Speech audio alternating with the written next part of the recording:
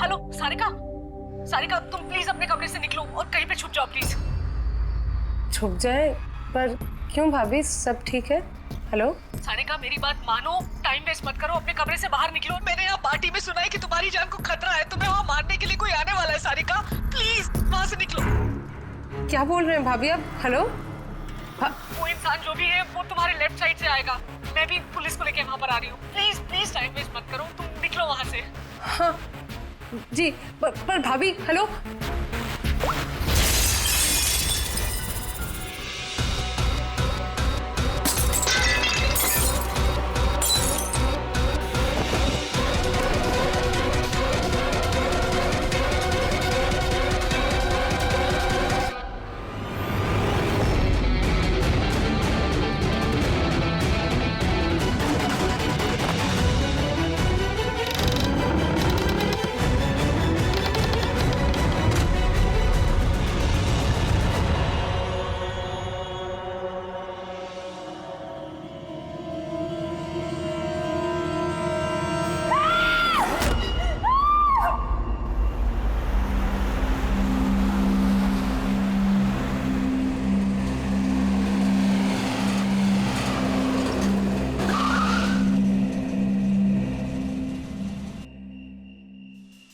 एक तो बिना बताए गायब हो गई और अब फोन भी नहीं उठा रही। अरे यार, ऐसे कोई करता है क्या?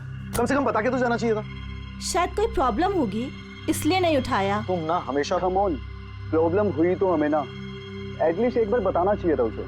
और नहीं तो क्या, बिल्कुल बच्चों जैसा रवैया है, कोई परवाह ही नहीं है। सी गाइस लिसन, पहले घर के अंदर चल के देखते हैं। भाई हो सकता है वो घर के अंदर हो। हैं? चलो चल।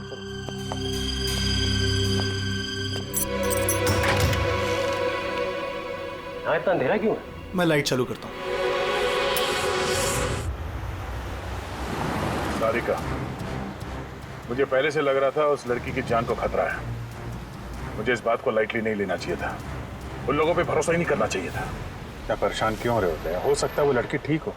तुम्हें मालूम नहीं अभिजीत, इस लड़की को एक ऐसी बीमारी है जिसकी वजह से हर वक्त उसकी जान खतरे में है। कोई कुछ भी कर सकता है उसके साथ और उसे पता भी नहीं चलेगा। पता नहीं चलेगा?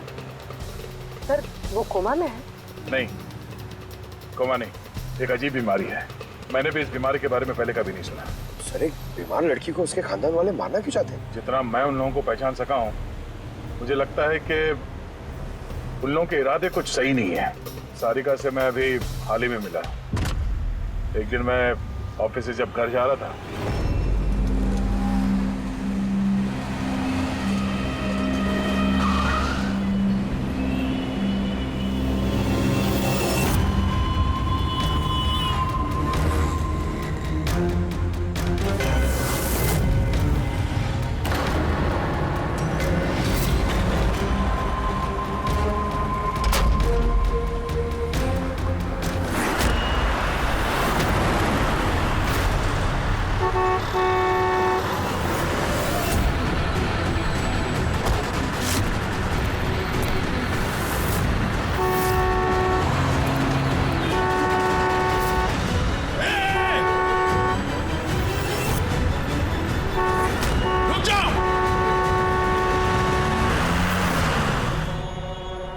क्या कर रही थी तुम? हाँ? इतना बड़ा ट्रक सामने से निकल गया, तुम्हें दिखाई नहीं दिया? वो हॉर्न बजा रहा था, सुना नहीं? हाँ? आत्महत्या करने की कोशिश कर रही थी क्या? लगता है देख सुन नहीं सकती। फिर ये सड़क पे अकेली क्या कर रही है? कौन कौन है यहाँ पे? आकाश भाई? आप कौन है? तो आप देख सकती हैं? तो आपको मैं और वो ट्रक दिखाई नहीं दिया? कुचल के निकल गया होता वो आपको, अगर मैं आपको नहीं बचाता तो। सॉरी, मुझे सच में दिखाई नहीं दिया। सारिका, सारिका तुम ठीक हो ना? सारिका तुम अकेली कहाँ चली गई थी? तुम्हें कुछ हो जाता तो? मैंने पहले ही कहा था हम प्रॉपर्टी देखने जा रहे हैं, इसे साथ लेके जाने की जरूरत ही नहीं थी, पर मेरी बात कोई मानता ही कहाँ है। सचनी प्लीज बस करो तुम। ये ठीक कह रही हैं, मैंने खुद देखा। इनके लेफ्ट साइड से इतना बड़ा ट्रक आया, इनको दिखाई नहीं दिया। उसने हॉर्न बजाया, सुना नहीं। कुचल के निकल गया होता ट्रक अगर मैं नहीं होता था। थैंक यू भाई साहब, थैंक यू वेरी मच। भाई साहब, इसे ना सच में ट्रक का आना ना तो दिखाई दिया होगा और ना ही सुनाई दिया होगा। क्या मतलब?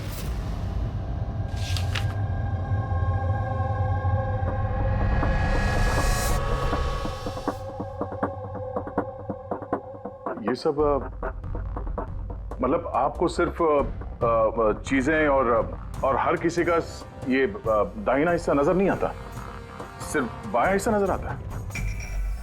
जी सर। तो इस वक्त मैं आपके सामने खड़ा हूं तो सिर्फ आधा ही नजर आ रहा हूं। मेरा ये दाहिना हिस्सा आपको दिखाई नहीं दे रहा? नहीं सर, नहीं देख सकती। कोई मेरे कितने भी नजदीक खड़ा हो, अगर वो मेरी बाईं तरफ खड़ा है तो ना वो मुझे सुनाई देता है ना दिखाई देता है सर। मुझे एक दिमागी बीमारी है, हेमीस्पेशियल नेग्लेक्ट। इस बीमारी की वजह से सर मेरा दिमाग लेफ्ट साइड रजिस्टर नहीं कर पाता सर, सिर्फ राइट साइड समझ में आता है सर उसको। इसीलिए आप ये सब पेंटिंग्स, ये सब लोग सिर्फ राइट साइड देख सकती हूँ सर मैं। तो इस बीमारी का कोई इलाज तो होगा? और आप लोगों ने इन्हें बाहर सड़क पे जाने कैसे दिया? आप लोगों को तो पता था ना इनके साथ क्या हो रहा है, फिर भी कुछ हो जाता तो इनको। सर आप ही बताइए ना, इसे अपना माइंड भी तो यूज करना चाहिए था ना सर। इसे क्या जरूरत थी सड़क पे अकेला जाने की सर? और ये कोई बच्ची थोड़ी ना है जो 24 घंटे इस पर हम नजर रखें। इनफैक्ट हम इसके लिए एक बेबी सिटर अपॉइंट कर लेते जो 24 घंटे इस पर नजर रखेगी। अब ये सब कहने से क्या होगा? हाँ, गलती हमारी है और ये सब तुम लोग मानो या ना मानो, पर मैं मानता हूं। Sir, I am so sorry sir. Sir, ये गलती दोबारा नहीं होगी सर। सारिका मेरी छोटी बहन है, इसका ख्याल रखना मेरी जिम्मेदारी है सर। करेक्ट, आगे से ऐसा बिल्कुल नहीं होगा। और वैसे भी तुम्हारी दवाई का वक्त हो गया है ना, चलो दवाई खाते हैं। सर ये तो बहुत ही खतरनाक बीमारी है। अगर उसके लेफ्ट साइड पे किसी ने उस पर सीधा सीधा हमला भी किया तो भी उसका पता नहीं चलेगा। एग्जैक्टली, इसी बात का मुझे डर है। एक तो ये बीमारी, ऊपर से करोड़ों की जायदाद की अकेली वारिस है वो।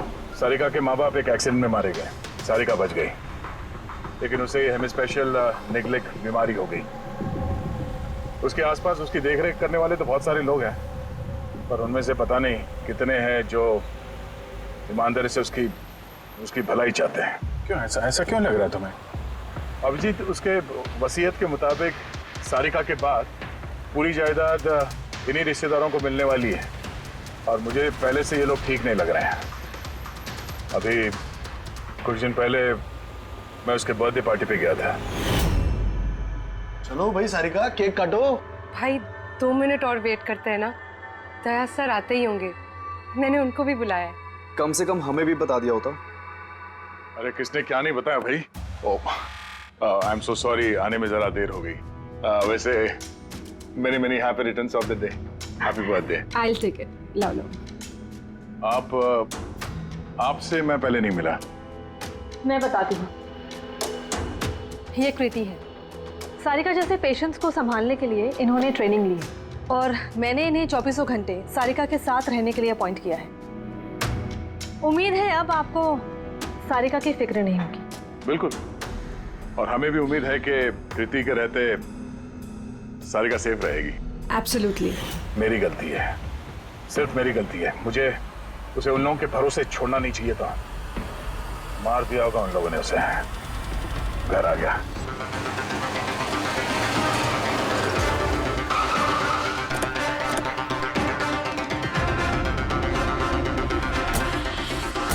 तो है वो?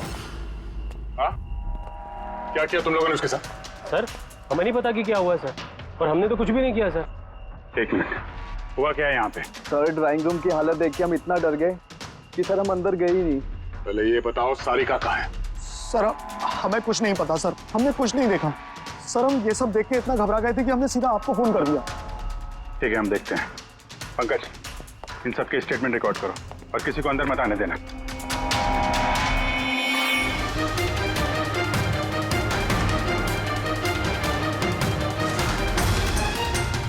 सर, हाँ, सर ये देखिए, कोई लूट के इरादे से घुसा था। लेकिन पैसे लेके जा नहीं पाए। जिसने भी रोकने की कोशिश की उस पर हमला कर दिया। सर, लाश। सारिका?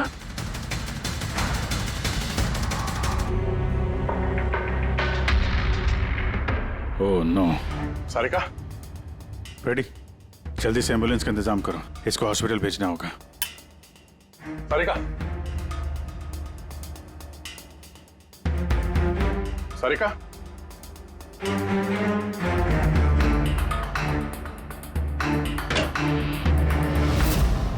सारिका, सारिका, अभिजीत। नहीं, नहीं, कुछ नहीं। क्या हुआ? हाँ, रिलैक्स रिलैक्स। हम लोग सारिका, बारह पूरी संभाल के। तुम ठीक हो? बैठो यहाँ बैठो। थैंक गॉड ये मिल गई। तुम ठीक हो? सबको मार दिया, सबको मार दिया सर। एक मिनट। किसने किया ये सब? कौन था वो? हाँ सर, क्या हुआ था? सबको मार दिया सर। कौन मार दिया? किसने? हाँ, किसने मारा? दया, मार दिया उसने। आई थिंक इसको भी जल्दी से हॉस्पिटल पहुंचाना चाहिए। इसकी हालत ठीक नहीं है। वही ठीक है, लगता है सदमे में। पूर्वी उठाओ इसे, उठाओ। यहाँ पर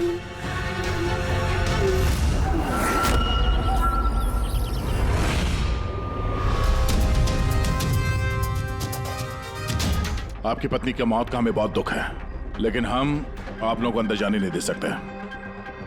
3 लोगों पे हमला हुआ है, एक की मौत हुई है, एक जख्मी है, एक सदमे में है।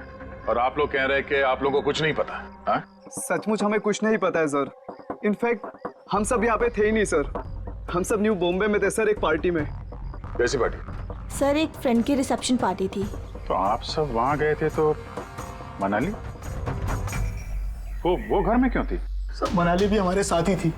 घर पर सिर्फ सारिका और कृति थे, क्योंकि सर सारिका की तबीयत खराब थी। लेकिन सर बीच पार्टी में से मनाली अचानक गायब कैसे हो गई, हमें भी कोई आइडिया नहीं है। सर ये कांच के टुकड़े देखिए सर, काफी मोटे हैं। ऐसा लग रहा है कि किसी के चश्मे का है।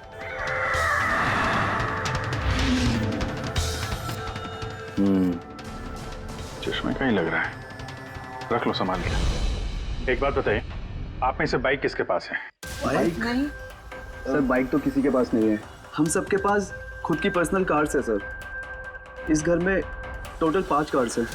पर अभिजीत ये क्यों पूछ रहा? क्योंकि कोई बहुत ही जख्मी हालत में बाइक पे सवार होकर यहाँ से गया है और मुझे पूरा यकीन है कि खूनी वही है। आई थिंक इसका जवाब सारिका दे पाएगी। एक बार वो होश में तो आ जाए। बाय द वे, आप में से किसी को कहीं कोई चोट वोट तो नहीं लगी है? चोट हमें? सर आपके कहने का मतलब क्या है? हमें की चोट लगेगी? आप हम पर शक कर रहे हैं? जब तक ये केस सॉल्व नहीं हो जाता हम सब पे शक करते हैं, और अगर आप लोग हमारे साथ कोऑपरेट नहीं करेंगे तो हमारा शक और बढ़ जाएगा। हाँ? इसलिए प्लीज कोऑपरेट।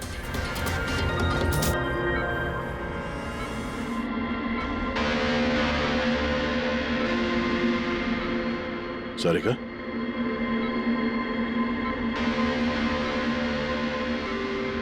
सारिका आप ठीक हो? अभिजीत, सारिका दया सर, तुम ठीक हो? सब मनाली भाभी और कृति सर। कृति ठीक है, पर मनाली उसकी मौत हो गई। संभाल के कृति।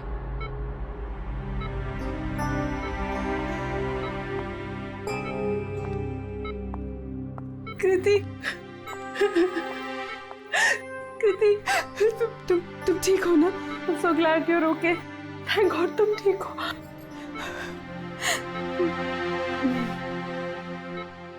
सारिका, कल एग्जैक्टली क्या हुआ था आप बता सकती हैं?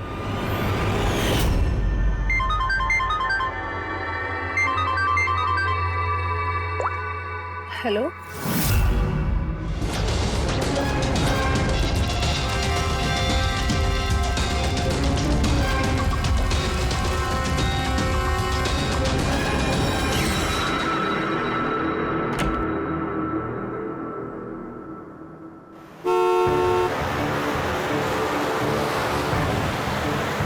भाभी।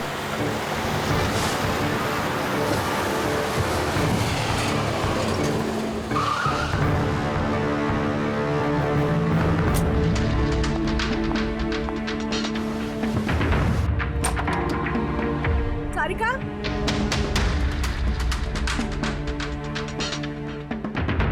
सारिका, सारिका कहाँ हो?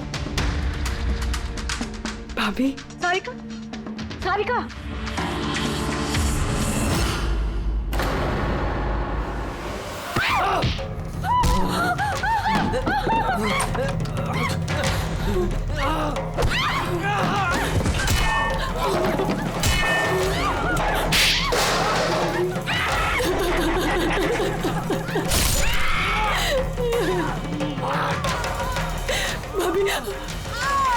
कृति,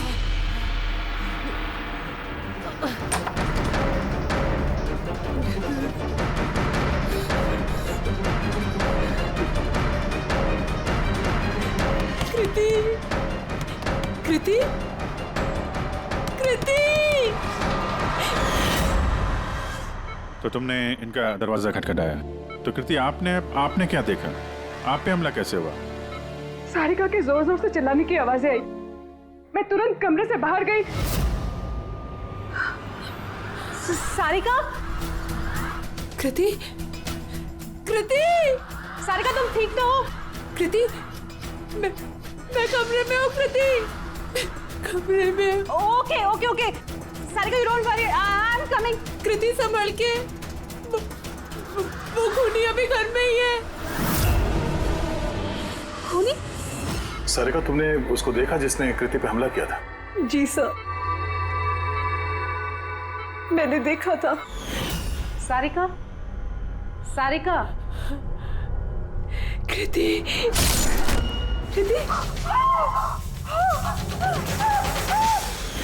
सारिका, उस वक्त वहां पे जो कुछ भी तुमने देखा उसे तुम एक पेपर पे ड्रॉ कर सकती हो? जी सर। जब मैंने उसे मनाली भाभी के पीछे देखा सर, तो घर में बहुत अंधेरा था। मुझे सिर्फ उसके चेहरे की एक झलक दिखाई दी। जब मैंने उसे फिर से देखा तो मुझे सिर्फ हाथ दिखाई दिया। कृति मेरी तरफ आ रही थी और उसके पीछे से एक हाथ आया। उस हाथ ने उस पर हमला किया। उसने रेनकोट पहना हुआ था और ग्लव्स और एक बड़ी सी चमकीली सी घड़ी। ये बिल्कुल वैसा हूबहू है जैसा मुझे दिखाई दिया।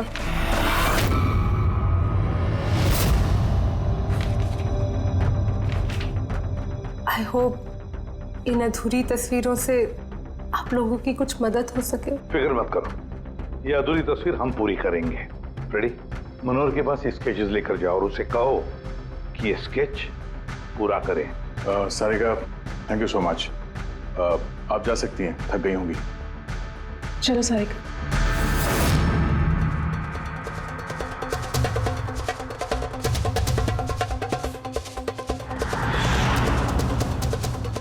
इस आदमी को पहले तो कभी नहीं देखा सर। हो सकता है सिर्फ इसी काम के लिए हायर किया गया। और ऐन वक्त आके मनाली ने इसका खेल बिगाड़ दिया। ध्यान से देखो इस स्केच को। ये उस आदमी का स्केच है जिसने मनाली का खून किया है। क्या आपने इसे कभी देखा है? मुझे समझ नहीं आ रहा कि हम पे शक क्यों किया जा रहा है। एग्जैक्टली, हम सब सारिका के अपने हैं और अगर आज हम अपना बिजनेस वगैरह छोड़कर यहाँ आए हैं तो सिर्फ सारिका के लिए। और आपको लगता है कि हम उसे मारना चाहते हैं? सर, जिसकी जान गई वो मेरी बीवी थी सर, और सारिका मेरी बहन की तरह। सर, मैं बहुत छोटा सा था जब मेरे मॉम डैड गुजर गए थे। मुझे सारिका के मॉम डैड ने ही पाल पोस कर बड़ा किया है सर। मैं आज जो कुछ भी हूं सिर्फ उन दोनों की वजह से हूं। और सर, मैं सारिका को अपनी जान से भी ज्यादा प्यार करता हूं। एग्जैक्टली। एक तो हमने उसके लिए नर्स भी रखी और आप सब लोग हम ही पे शक कर रहे हैं। हाँ, शक कर रहे हैं तुम सब पे। मैंने अपनी आंखों से देखा कितना लगाव है आप लोगों को उससे। आप सब लोग अच्छी तरह से जानते हैं अगर उस बेचारे को कुछ हुआ तो उसकी अरबों की जायदाद तुम सब लोगों के हिस्से बटेगी।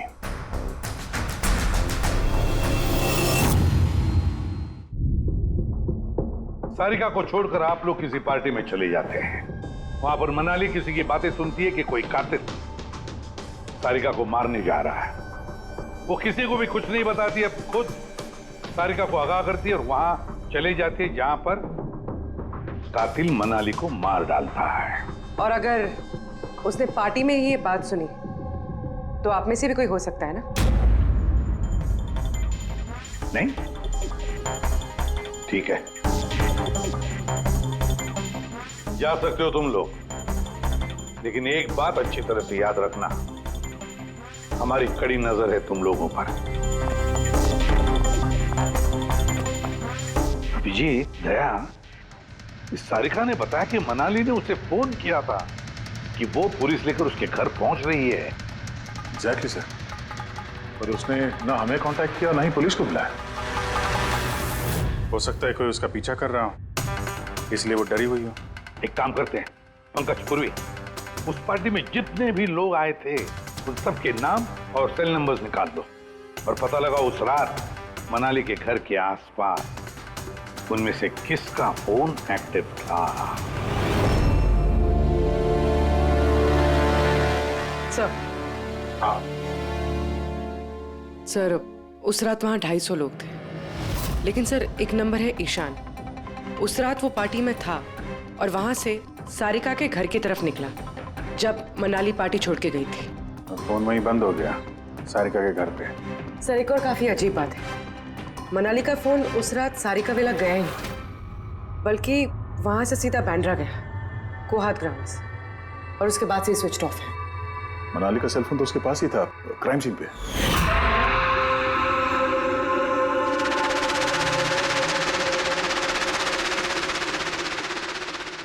Switch off? कहीं ऐसा तो नहीं कि जो फोन हमें मिला वो ईशान का ही हो, गलती से गिर गया वहां पे? मतलब ईशान उस रात सारिका विला आया था। बुलाओ इस ईशान को ब्यूरो में। सर आखिर मैंने किया क्या है, मुझे यहाँ क्यों बुलाया है? ईशान जरा अपना चश्मा उतारेंगे? चश्मा? सर ये तो विदाउट नंबर का चश्मा है, इसे मैं रेगुलर नहीं पहनता हूँ। डॉक्टर सालुंगी के पास ले जाओ इसे। सर आखिर मुझे बताइए मैंने किया क्या है? हमने आपको यहाँ मनाली के मर्डर के सिलसिले में बुलाया है। क्राइम सीन पे हमें चश्मे का टूटा हुआ कांच मिला, आपके चश्मे को उस कांच से मैच करके देखेंगे। लेकिन सर मैं तो उस जगह पर गया ही नहीं था। अगर तुम वहां गए नहीं तो फिर तुम्हारा फोन सारिका विला में क्या कर रहा था?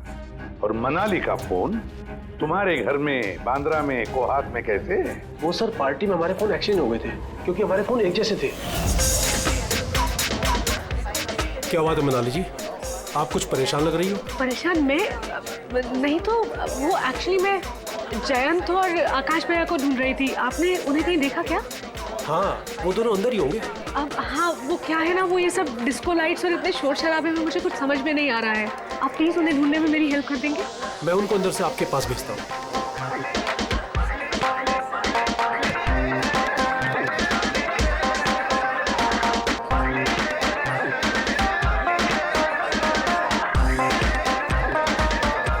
मनाली? ईशान तुम तो कह रहे थे मनाली यहाँ ढूंढ रही है, मैं कहाँ है मनाली? अरे अभी तो यहीं थी मनाली, पता नहीं कहाँ चली गई। हाँ सर, मेरा फोन स्विच ऑफ था, इसलिए मैं मनाली को बता नहीं पाया। इसीलिए मनाली पुलिस को फोन नहीं कर सकी। सर मेरा यकीन कीजिए, मैंने खून नहीं किया है। खूनी नहीं, खूनी के साथी तो हो सकते हो जो उस वक्त वहां पार्टी में मौजूद था। तुमने पार्टी में मनाली की सारी बातें सुन ली और जैसे मनाली सारिका के घर गई तुमने मनाली का पीछा किया।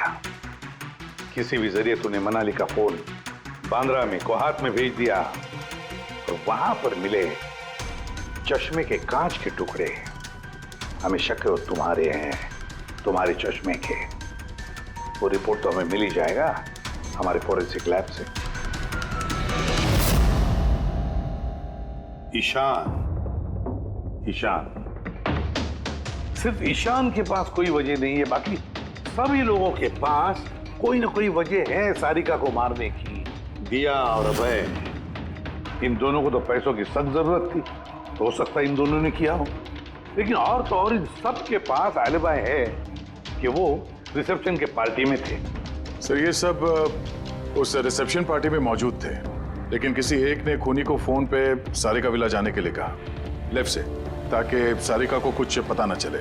फिर सारिका को मारे, कृति को मारे और इस सब को लूट की शक्ल देख के वहां से निकल जाए। लेकिन ये सब मनाली ने सुना और वो सारिका को बचाने के लिए वहां बंगलों में आई, लेकिन अपनी जान गंवा बैठी। लेकिन मरने से पहले उसने खूनी को घायल कर दिया।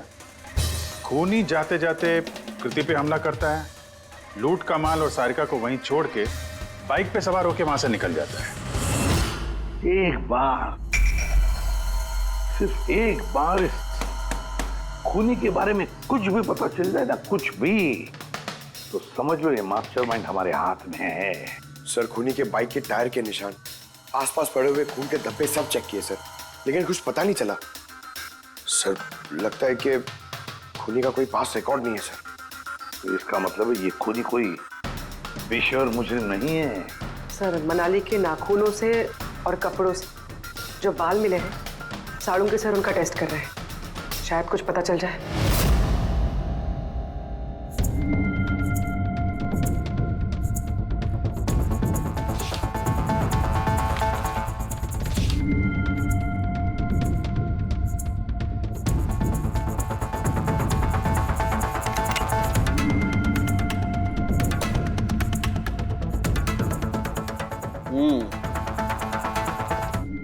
मेरा अंदाजा एकदम ठीक था। अब सिर्फ डीएनए रिपोर्ट का इंतजार करते हैं।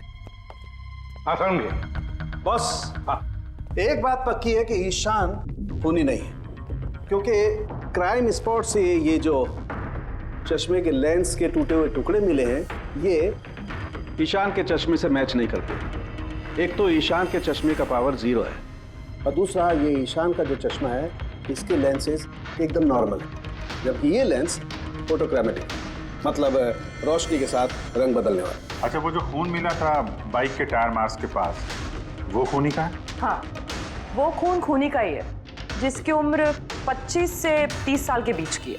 और मनाली के नाखून में जो बाल मिला था वो तो खूनी का ही है ना? हाँ दे बस, हाथापाई के दौरान बाल जड़ से उखड़ जाते हैं, जबकि ये जो बाल है ये उखड़े नहीं है, ये काटे गए। और ये देखिए स्क्रीन पे जितने भी बाल हैं सब अलग अलग तरीके के। कोई बाल सीधे हैं, कोई घुंघराले हैं, और इनके कलर्स देखो, हर बाल का कलर अलग अलग है। कोई काला है, कोई ब्राउन है, कोई डार्क ब्राउन है, और कोई गोल्डन भी है। ये बाल किसी एक आदमी के हो ही नहीं सकते। अलग अलग लोगों के बाल? हाँ दे, इन बालों में हमें अलग अलग किस्म के केमिकल्स भी मिले, जैसे कि केराटिन, सिस्टाइन और भी बहुत कुछ। मुझे नहीं लगता है कि ये बाल किसी एक ही आदमी के सर के बाल। Hello, oh good, very good, thank you very much, good news, bye. DNA test की रिपोर्ट ये भी इस बात को कंफर्म करती है कि ये जो बाल हैं ये किसी एक इंसान के बाल नहीं। जिस आदमी के कपड़ों पर इस तरह के बाल होते हैं, अलग अलग लोगों के कटे हुए बाल, वो आदमी किसी बड़े सलून में काम करता है, हेयर स्टाइलिस्ट का।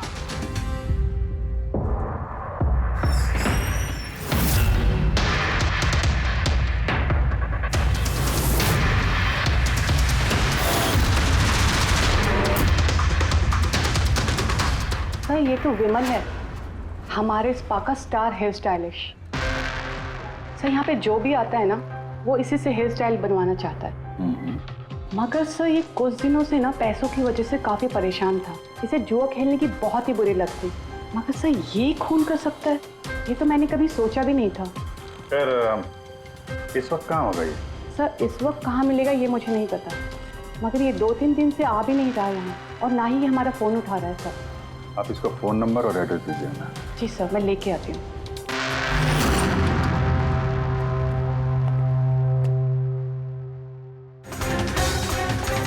सर मैंने विमल की बाइक चेक कर ली सर, उसके हैंडल पर सूखा हुआ खून और कीचड़ लगा हुआ है। आई एम श्योर सर ये सारिका विला के बैकयार्ड से ही आया होगा।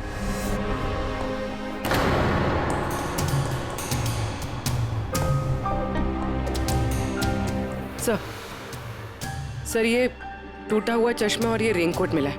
रेनकोट पे खून लगा हुआ है।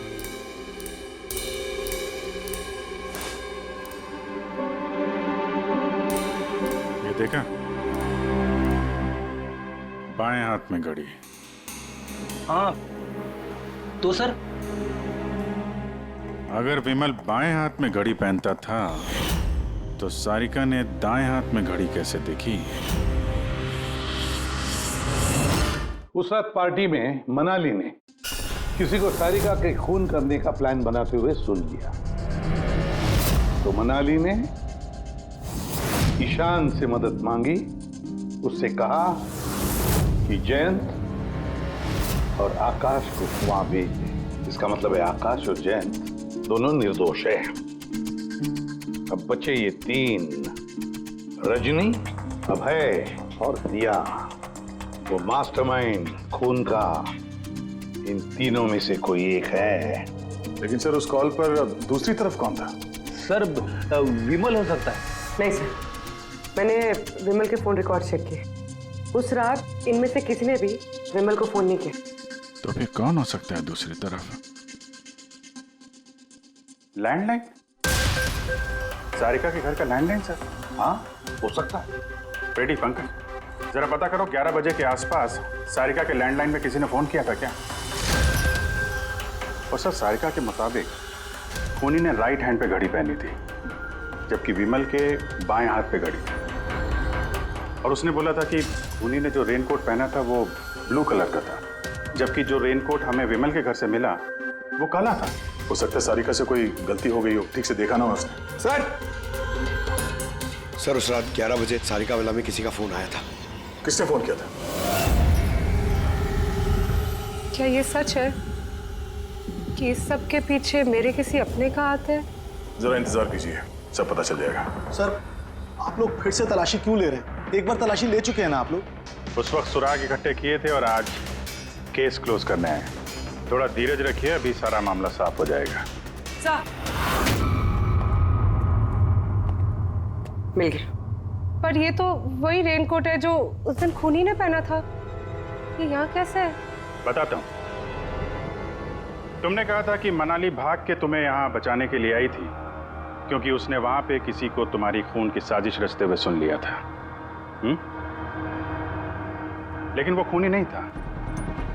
वो इंसान था जिसने ये पूरा प्लान बनाया था, और जिससे उसने फोन पे बात की, खूनी वो भी नहीं था, कोई और था जो उस वक्त तुम्हारे साथ यहाँ इस घर में मौजूद था। घर पे? उस वक्त मेरे साथ कृति, करेक्ट? ये सब प्लान था। खूनी कांच तोड़ के घर के अंदर घुसता है, मगर गड़बड़ तब हुई जब उसने मनाली को मारा, सारिका समझ के। मनाली की तो मौत हो गई, पर मरने से पहले उसने खूनी को इतना घायल कर दिया कि खूनी यहाँ पर सारिका को मारने के लिए रुका ही नहीं, भाग गया। सर एक मिनट, अगर खूनी भाग गया तो फिर कृति पर हमला किसने किया? क्योंकि सारिका ने अपनी आंखों से कृति पर हमला होते हुए देखा था। हाँ मैंने देखा था, वो हाथ आया और उसने कृति पे हमला किया। हमला तो हुआ है, मगर किया किसने?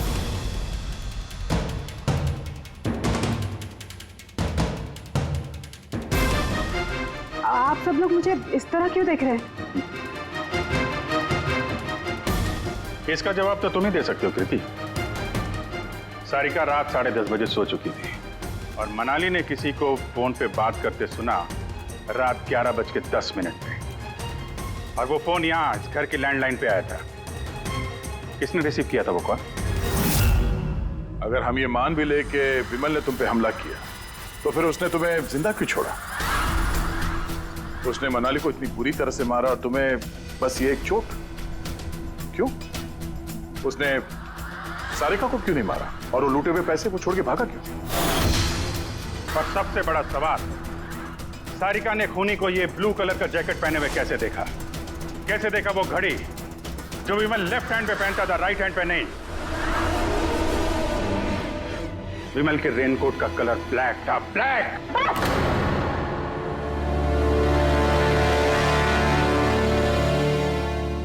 सही पहचाना आप लोगों ने।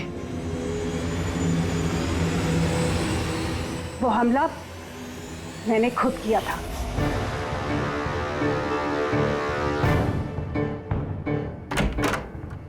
सारिका, सारिका कहाँ हो? मनाली यहाँ इस वक्त? Sarika,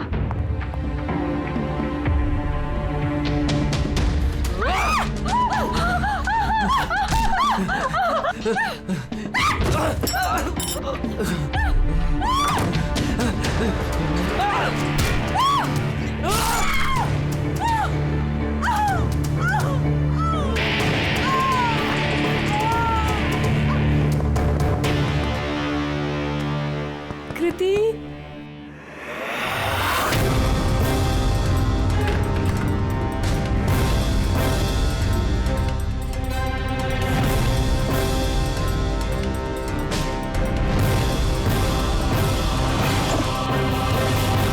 I am coming, Sarika, don't worry.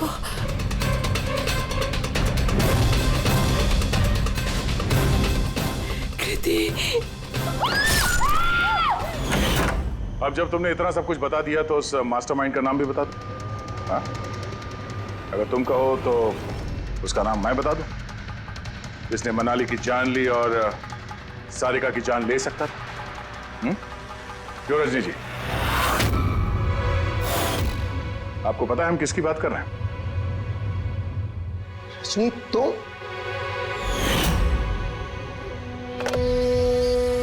Hello, killer sharp 11:30 बजे पहुंच जाएगा।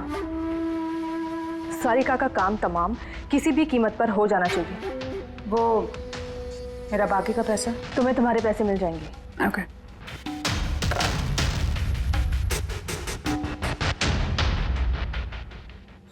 रजनी, तो तुम्हारी वजह से मैंने अपनी बीवी को। मुझे पैसों की जरूरत थी। सारिका की बेबी सिटिंग करते करते मैं थक चुकी थी, और ये सब तुम्हारी वजह से था आकाश। तुम्हारी वजह से हम सब सारिका की आया बने हुए थे। मुझे अपनी जिंदगी जीनी थी पहले की तरह, इसलिए मैंने प्लान किया और कृति को वहां से घर ले आई। पार्टी में जाना भी पहले से ही तय था, ताकि मुझे वक्त मिल सके प्लान करने का। सब कुछ अच्छा चल रहा था, बस विमल के मामले में थोड़ी सी गलती हो गई, वरना इतना सब कुछ होने के बाद भी तुम लोगों को जरा भी पछतावा नहीं, बल्कि अपने शातिर दिमाग पे घमंड है। बहुत टाइम मिलेगा तुम्हें अपने प्लान में गलतियां ढूंढने का, क्योंकि अब बची हुई जिंदगी तुम लोगों को जेल के सलाखों के पीछे ही काटनी होगी।